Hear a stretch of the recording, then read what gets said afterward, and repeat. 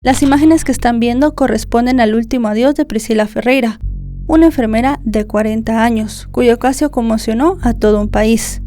En primer plano hay un hombre joven que carga el féretro con aparente dolor. Sin embargo, con el transcurso de la investigación, aquel sujeto que se veía aparentemente afectado sería una de las piezas centrales de una historia marcada por vínculos familiares, disputas económicas y una organización criminal. Si quieren saber todo lo que sucedió, quédense conmigo hasta el final del video. Hola a todos, ¿cómo están? Mi nombre es Lesma, espero se encuentren muy bien. Yo como siempre muy contenta de poder estar un día más aquí con ustedes, muy agradecida de que me estén viendo donde quiera que se encuentren. Hoy tenemos un caso sucedido en Brasil, el de Priscila Ferreira. Acompáñenme a ver todos los detalles.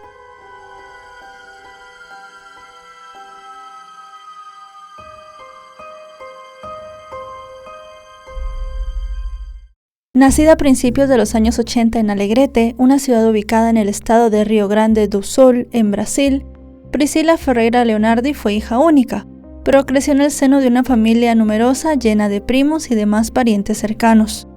Además, sus padres se separaron cuando ella apenas era una niña, pero eso sí, nunca perdió el contacto con ninguno de los dos. Desde muy joven, Priscila sintió una fuerte vocación por el cuidado de los demás. De tal modo, tras finalizar la escuela secundaria, decidió estudiar enfermería.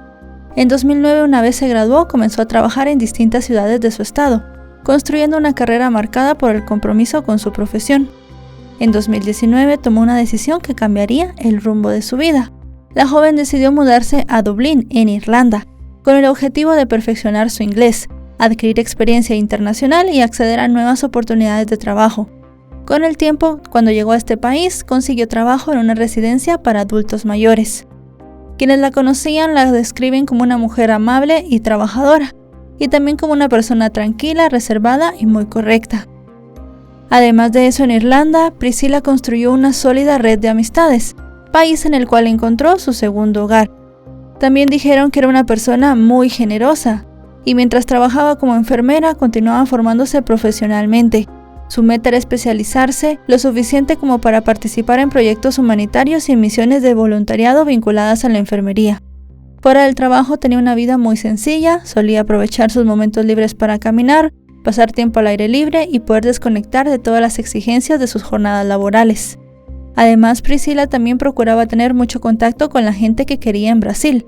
A pesar de la distancia, nunca perdió el vínculo con sus amigos. Y siempre que tenía la oportunidad regresaba para reencontrarse con las personas que la querían. Para 2020 la madre de Priscila ya había fallecido, y ese año su padre atravesó un delicado cuadro de salud. En ese periodo, una de las personas que más acompañó al hombre y lo cuidó fue Emerson da Silveira Leonardi, su sobrino y primo de Priscila. Emerson en ese entonces tenía 30 años y había crecido junto a Priscila, por lo cual mantenían un vínculo muy cercano. Como muestra de agradecimiento por los cuidados que Emerson le había dado, el hombre decidió cederle parte de sus tierras. Pocos meses después, a principios de mayo de 2020, el hombre falleció, dejando una herencia cuya distribución dio origen a varios conflictos. Con el inicio de la sucesión comenzó también la distribución de bienes. Priscila para ese momento ya era propietaria de la mitad de la vivienda familiar por parte de su madre. La otra mitad era correspondiente a la herencia paterna y debía dividirse entre ella y una hermana menor. Ambas no mantenían ningún tipo de relación porque era parte de una relación extramatrimonial que su padre había tenido, y Priscila ni siquiera se había enterado de ella hasta un año antes de la muerte del hombre. Eso sí, Priscila nunca peleó con ella, siempre quiso que el proceso fuera transparente y que ambas recibieran la parte que les tocaba. Además de eso, Priscila tampoco tenía mucho interés en conservar la vivienda familiar. Por este motivo, habría alcanzado un acuerdo con Emerson. Ella le cedía su parte y a cambio recibiría el porcentaje del terreno que su padre le había donado. No obstante, las cosas no salieron como esperaba, pues Emerson vendió el terreno a terceros y se quedó tanto con la propiedad como con el dinero. En junio de 2022 ambos llegaron a un nuevo acuerdo. Emerson se comprometió a pagarle a Priscila el valor correspondiente a la venta del terreno en un plazo de 6 meses entre julio y diciembre de ese año. Pero este pago nunca se concretó y ante la falta de respuestas en enero de 2023, Priscila y su abogado iniciaron una demanda judicial para reclamar la deuda. Unos meses más tarde, a comienzos de junio de ese año, Priscila regresó a Brasil. Su intención no era cobrarle el dinero a Emerson, sino simplemente disfrutar unas vacaciones y reencontrarse con sus amigos. Pero también al estar en el país tenía que avanzar con las gestiones relacionadas con esa disputa. Durante la estadía se alojó en casa de una prima. Así llegamos al jueves 15 de junio. Priscila aprovechó para reunirse por primera vez en persona con su abogado. Hasta ese momento solo se habían comunicado a distancia. El encuentro tuvo lugar en la oficina del letrado y resolvieron varios asuntos y luego acordaron de volver a verse el lunes 19. Y si bien el viaje tenía que ser solamente alegría, Priscila ya sentía el ambiente un tanto extraño y se lo comentó así a una amiga que vivía en Irlanda pero que también era de Brasil. Incluso le dijo que algunas actitudes de Emerson la hacían sentir incómoda. En ese contexto, la noche del lunes 19 de junio, Priscila salió para visitar a Emerson, cuya vivienda estaba a 5 kilómetros de distancia de donde se estaba quedando. Esa noche Priscila no volvió a casa. Además faltó a la cita con su abogado, lo cual pareció muy extraño porque ella siempre era muy puntual. Al día siguiente, al notar que no había regresado ni respondía a los llamados, Emerson fue quien se presentó a la policía para denunciar su desaparición. Allí relató que la noche anterior él había visto a su prima y habían conversado en su vivienda, y que antes de despedirse, él le había solicitado un vehículo por aplicación para que regresara a la casa donde se estaba quedando. Según su versión, ella se marchó en una camioneta conducida por un chofer. Entretanto, ajeno a todo lo que ocurría, el abogado le envió mensajes que nunca le llegaron, y fue entonces cuando notó también que la foto de perfil de Priscila ya no aparecía. Ese mismo día, otro familiar se puso en contacto para informarle al abogado de la desaparición.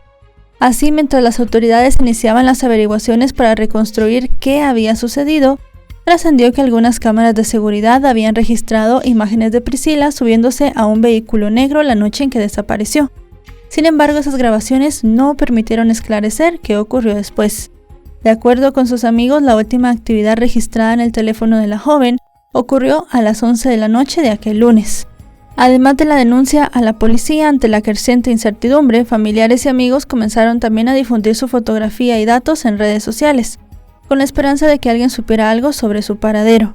Pero pese a los enormes esfuerzos, pasaron días sin tener noticias de ella. Poco a poco esos días se convirtieron en semanas. Sin avances y sin pistas, hasta el 6 de julio, ocurrió un hallazgo que cambiaría la investigación. Un pescador encontró el cuerpo de una mujer flotando cerca de la orilla de un río cercano a la ciudad. Dio aviso a las autoridades y los bomberos fueron para recuperar los restos. Al final se confirmó lo peor. Se trataba de Priscila. La mujer en ese momento tenía 40 años.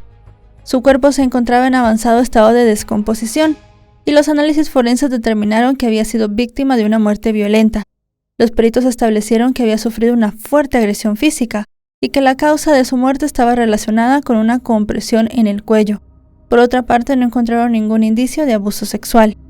La noticia conmocionó a sus seres queridos y a todo Brasil. Además de eso, también a las personas que la conocían en Irlanda. Al día siguiente del hallazgo, Priscila fue sepultada en presencia de familiares y amigos. Entre los presentes se encontraba Emerson, quien participó en el traslado del féretro, tal y como se puede ver en las imágenes que les voy a estar mostrando ahora en la pantalla.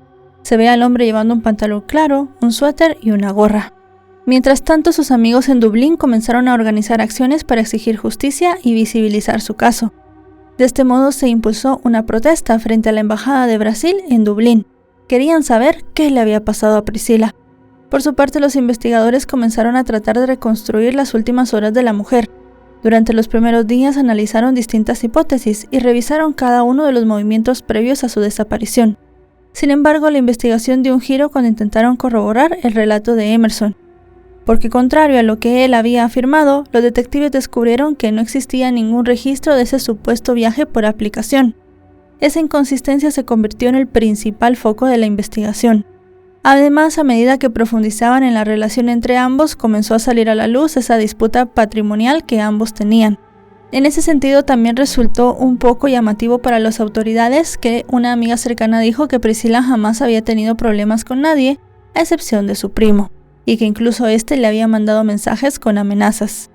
A partir de ahí, los investigadores reconstruyeron lo que había pasado pocos días antes de desaparecer, ya que Priscila había descubierto una serie de movimientos que llamaron su atención. Entre ellos, el retiro de una importante suma de dinero mediante cheques emitidos a nombre de su padre poco antes de que éste falleciera. Aunque estas operaciones habían sido presentadas como donaciones, la policía comenzó a investigar si realmente habían sido autorizadas. Además, como ya sabemos, Emerson fue la última persona que había visto a Priscilla con vida. La policía cree que cuando Priscilla llegó a casa de Emerson comenzaron a discutir.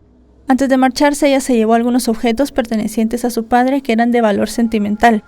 Y fue en ese momento cuando Emerson le habría dicho que le había solicitado un vehículo para que regresara al lugar donde se estaba quedando.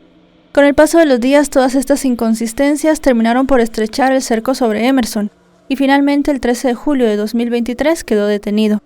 Su defensa confirmó que había prestado declaración ante la policía, y sostuvieron que había entregado toda la documentación relacionada con la disputa patrimonial, las donaciones y la vivienda que había pertenecido al padre de Priscilla.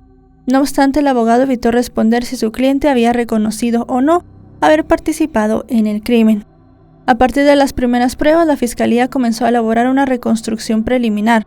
Una de las hipótesis era que Emerson nunca solicitó el vehículo por aplicación y que en realidad fingió hacerlo para mantener a Priscilla retenida. Los investigadores también analizaron la participación de otra persona. Y mientras la causa avanzaba bajo secreto de sumario, Emerson permanecía en prisión preventiva y fue citado a declarar en varias oportunidades. En una de estas declaraciones señaló a otro hombre como el responsable. Aunque se trataba de una persona que efectivamente existía, los investigadores intentaron determinar si realmente había participado en los hechos o solo era una versión para desviar la atención. Con esto se dieron cuenta que esta persona nunca había participado en los hechos y que Emerson solamente había mentido. Una semana después de la detención, la policía informó que había abierto una nueva línea de investigación. Ahora la principal hipótesis era que Priscilla había sido privada de su libertad para extorsionarla y apoderarse de su dinero. A raíz de esto, se estimaba que el hecho de quitarle la vida no formaba parte del plan original, sino que se había producido como una consecuencia de los hechos. Los propios investigadores también aclararon que esta hipótesis todavía debía ser corroborada. En ese momento, según señalaron, su prioridad era determinar cuáles habían sido las verdaderas intenciones de los hechos.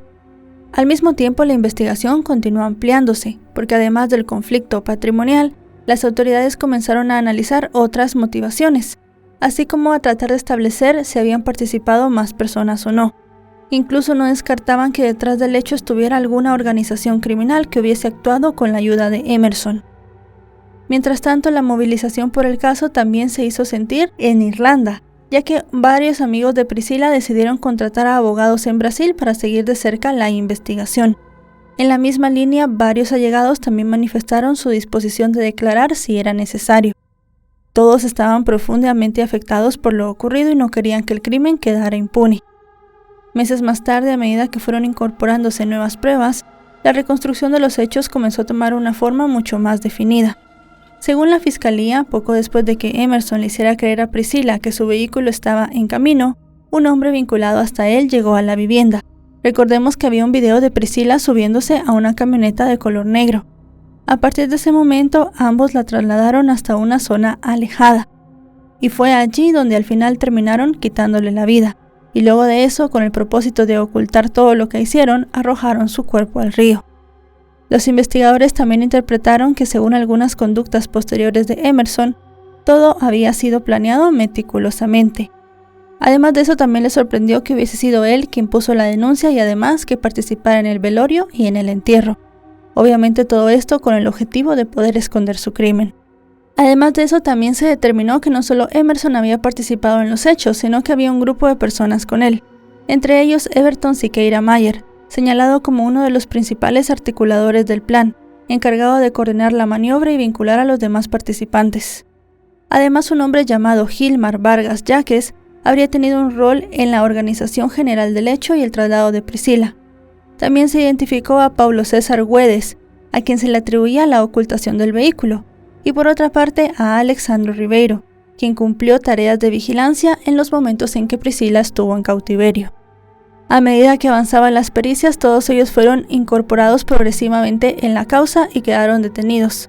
Asimismo, también hubo un sexto implicado que fue arrestado, pero posteriormente alcanzó un acuerdo con la fiscalía y se pidió que su identidad no tuviera difusión en los medios. Por otra parte, también se llegó a mencionar a otros implicados que no fueron formalmente imputados. Aún así, a pesar de los múltiples testimonios recogidos, la investigación todavía no lograba determinar con certeza quién le había quitado directamente la vida a Priscilla. y es que a decir de la propia fiscalía se trataba de un caso muy complejo en ese sentido.